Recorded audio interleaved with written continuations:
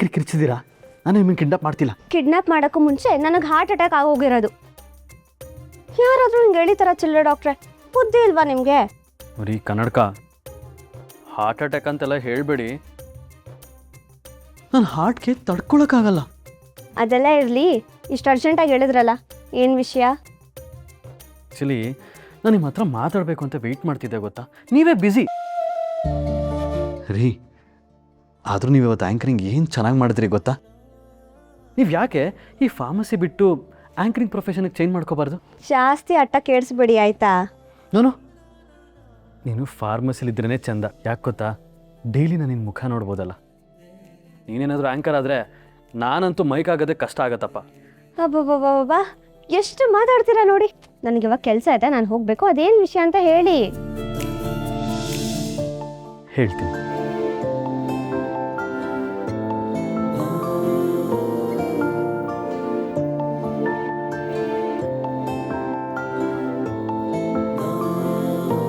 ಎಲ್ಲಿ ನಿನ್ನ ಕೈ ಕೊಡು.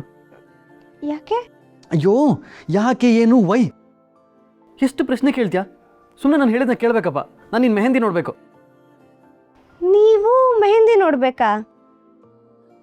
ನಮ್ಮ ಚಿಲ್ಲರೆ ಡಾಕ್ಟ್ರು ಮೈ ಒಳಗಡೆ ಯಾವುದೋ ಆತ್ಮ ಸೇರ್ಕೊಂಡಿರ್ಬೋದು ಅಂತ ಡೌಟ್ ಬರ್ತಿದೆ. ಆತ್ಮದ ಕಥೆ ಏನೋ ಗೊತ್ತಿಲ್ಲ,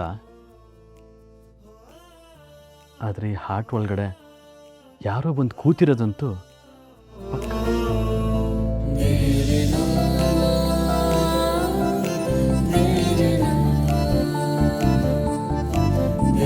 ವಾವ್, ಎಷ್ಟು ಸಖತ್ತಾಗಿದೆ. ಈ ಮೆಹಂದಿ ಚೆನ್ನಾಗಿದೆಯೋ ಅಥವಾ ಇದು ನಿಮ್ಮ ಕೈ ಮೇಲಿರೋದಕ್ಕೆ ಬ್ಯೂಟಿ ಹೆಚ್ಚಾಗಿ ಕಾಣಿಸಿದೆಯೋ ಗೊತ್ತಾಗ್ತಿಲ್ಲ, ಆದರೆ ಸಖತ್ತಾಗಿದೆ. ಇದಕ್ಕೆ ಮೆಹಂದಿ ಆರ್ಟಿಸ್ಟಿಗೆ ಥ್ಯಾಂಕ್ಸ್ ಹೇಳಬೇಕು ಅಷ್ಟೇ. ಹೇಳೋಕ್ಕಾಗಲ್ಲ. ಯಾಕೆ? ಯಾಕೆ ಅಂದರೆ ಆ ಮೆಹಂದಿಲಿ ಒಂದು ವರ್ಡ್ ಮಿಸ್ಸಿಂಗ್ ಇದೆ. ಮಿಸ್ಸಿಂಗಾ? ಏನಿಲ್ವಲ್ಲ. ಸರಿಯಾಗಿ ಯೋಚನೆ ಮಾಡಿದ್ರೆ ನಿನಗೆ ಗೊತ್ತಾಗುತ್ತೆ.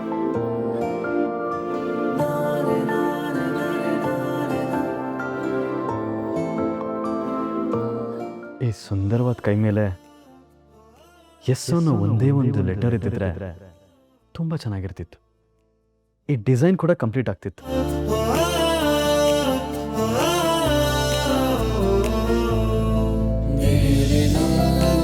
ನೀವೇನೇನೋ ಹೇಳ್ತೀರಪ್ಪ, ನಂಗೆ ಕೆಲಸ ಇದೆ, ನಾನು ಹೋಗಬೇಕು. ಏಯ್ ಕನ್ನಡಕ, ನಿನಗೆ ನಾಚ್ಕೊಳ್ಳೋಕ್ಕೂ ಬರುತ್ತಾ? ಒಂದು ನಿಮಿಷ ನಿಂತ್ಕೋ ಕನ್ನಡಕ.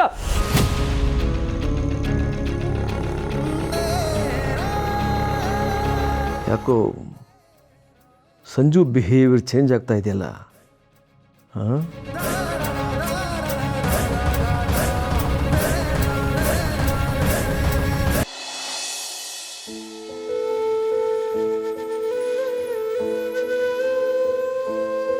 ಕರ್ಣ, ಏನೋ ಇದು ನಿನ್ನ ಕತೆ?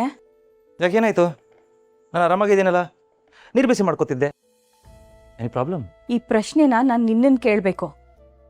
ಹೇಗೋ ಇಷ್ಟು ಆರಾಮಾಗಿ ಓಡಾಡ್ಕೊಂಡಿದ್ಯಾ? ಊರಿಗೂರೇ ಹತ್ಕೊಂಡು ಉರಿಬೇಕಾದ್ರೆ ಯಾವನೋ ಪಿಟೀಲ್ ನುಡಿಸ್ತಿದ್ನಂತೆ. ನಿನ್ನನ್ನು ನೋಡ್ತಿದ್ರೆ ಆ ಮಾತು ಸುಳ್ಳಲ್ಲ ಅನಿಸ್ತಿದೆ. ನಿನ್ನ ತಲೆಯಲ್ಲಿ ಏನು ಯೋಚನೆ ಇದೆಯೋ? ಇಲ್ಲಿ ಆಗ್ತಿರೋದು ನಿಧಿ ಮದುವೆ. ಅದು ಹೇಗಿಷ್ಟು ನಗ್ನಗ್ತಾ ಇದೆಯಾ ನೀನು?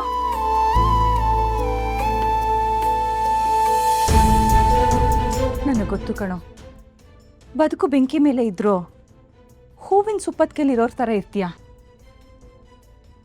ನೀನು ಒಳಗಿರೋ ನೋವನ್ನ ಕಾಣಿಸೋದಕ್ಕೆ ಬಿಡೋದೇ ಇಲ್ಲ ಅಲ್ವಾ? ಥ್ಯಾಂಕ್ಸ್ ಅಮ್ಮ, ನನ್ನ ಇಷ್ಟೊಂದು ಪ್ರೀತಿಸ್ತಿರೋದಕ್ಕೆ, ನನ್ನ ಸ್ವಂತ ಮಗನ ಥರ ನೋಡ್ಕೊಳ್ತಿರೋದಕ್ಕೆ. ಕಪಾಳಕ್ಕೆಡು ಬಾರಿಸ್ತೀವಿ ನೋಡು, ಸ್ವಂತ ಮಗನ ಥರ ಅಂತೆ. ನೀ ನನ್ನ ಸ್ವಂತ ಮಗನೇ ಕಣೋ. ಹೀಗೆಲ್ಲ ಮಾತಾಡಿ ನನ್ನ ಮನ್ಸು ನೋಯಿಸ್ಬೇಡ. ಸಾರಿ, ಆದರೆ ನಿಮ್ಮ ಮುಖದಲ್ಲಿ ನಗು ಮಾತ್ರ ಕಡಿಮೆ ಆಗಬಾರ್ದು. ಏನೋ ಬಾಯ್ ತಪ್ಪಿ ಹೇಳ್ಬಿಡ್ತೀನಿ. ಸರಿ, ಈಗ ನಿಮ್ಮ ಮೊದಲನೇ ಪ್ರಶ್ನೆಗೆ ಉತ್ತರ, ಹೇಗೆಷ್ಟು ಆರಾಮಾಗಿದ್ದೀನಿ ಅಂತ ಅಲ್ವಾ? ಯಾಕಂದರೆ ನಿಧಿ ಅರ್ಜುನ್ ಮದುವೆ ಆಗಲ್ಲ. ನಿಧಿ ಯಾವತ್ತಿದ್ರು ನನ್ನವರು. ಆದರೆ ಎಲ್ಲ ಶಾಸ್ತ್ರಗಳು ಶುರು ಆಗೋಗಿದೆಯಲ್ಲೋ? ಆದ್ರೇನಂತೆ, ಇನ್ನೂ ತಾಳಿ ಕಟ್ಟಿಲ್ವಲ್ಲ. ನಿಮ್ಮ ಟೆನ್ಷನ್ ನಂಗೆ ಅರ್ಥ ಆಗುತ್ತೆ. ಹೇಳ್ತಾ ಇದ್ದೀನಲ್ಲ, ಈ ಮದುವೆ ನಡೆಯಲ್ಲ. ಕರ್ಣ, ನೀನು ಎಲ್ರಿಗೂ ಒಳ್ಳೇದನ್ನೇ ಮಾಡ್ತೀಯ ಅನ್ನೋ ವಿಶ್ವಾಸ ನನಗಿದೆ. ಆದರೆ ಒಂದು ಮಾತು, ನಿನ್ನ ಪ್ರಯತ್ನದಿಂದ ಯಾರ ಮನ್ಸಿಗೂ ನೋವಾಗದೇ ಇರೋ ಹಾಗೆ ನೋಡ್ಕೋಕಂದ. ಅದನ್ನ ನಾನು ಪ್ರಾಮಿಸ್ ಮಾಡೋಕ್ಕಾಗಲ್ಲ. ಪ್ರಯತ್ನ ಪಡ್ತೀನಿ ಅಷ್ಟೆ.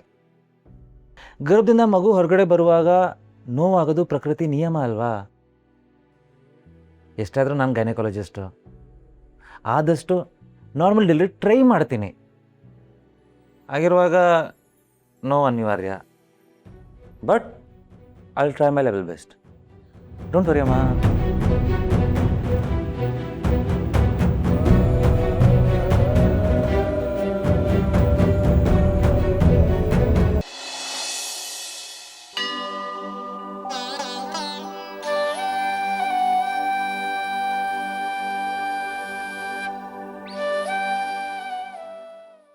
ಕಾರಣ ನೀನು ಎಷ್ಟು ಅಂತ ಕೆಲಸ ಮಾಡ್ತೀಯ?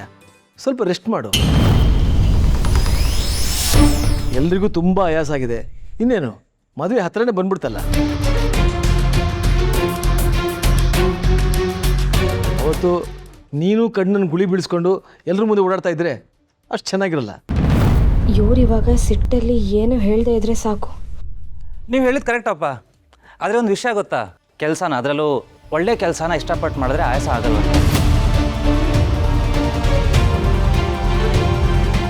ಎಲ್ಲ ಕಷ್ಟಪಟ್ಟು ಬೇರೆಯವ್ರಿಗೆ ತೊಂದರೆ ಆಗಲಿ ಅಂತ ಮಾತ್ರ ಮಾಡ್ತಾರಲ್ಲ, ಅಂಥವ್ರಿಗೆ ಆಯಾಸ, BP, ಸುಸ್ತು, ಕಷ್ಟ, ತೊಂದರೆ ಎಲ್ಲ ಆಗೋದು.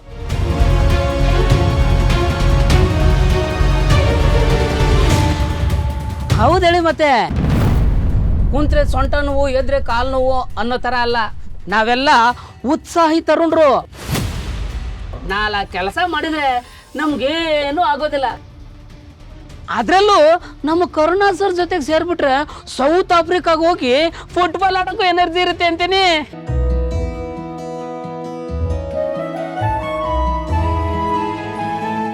ನಮ್ಮಣ್ಣ ಎನರ್ಜಿ ಬೂಸ್ಟರು. ಓ, ಕಲ್ ತಿಂದು ಅರಗಿಸ್ಕೊಳ್ಳೋಂಥ ವಯಸ್ಸು ನಿಮ್ದೆಲ್ಲ.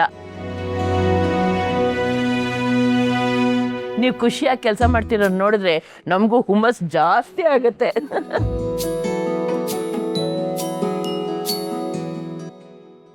ಸೀರಿಯಸ್ಲಿ ಕಣ, ನಿಮ್ಮ ವರ್ಕಿಂಗ್ ಸ್ಟೈಲ್ ನೋಡಿ ನಾನು ಫಿದಾ ಆಗ್ಬಿಟ್ಟೆ.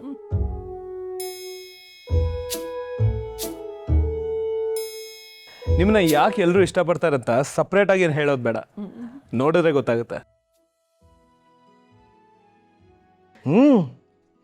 ಕರ್ಣನ್ನ ಎಲ್ಲರೂ ಇಷ್ಟಪಡೋರೆ.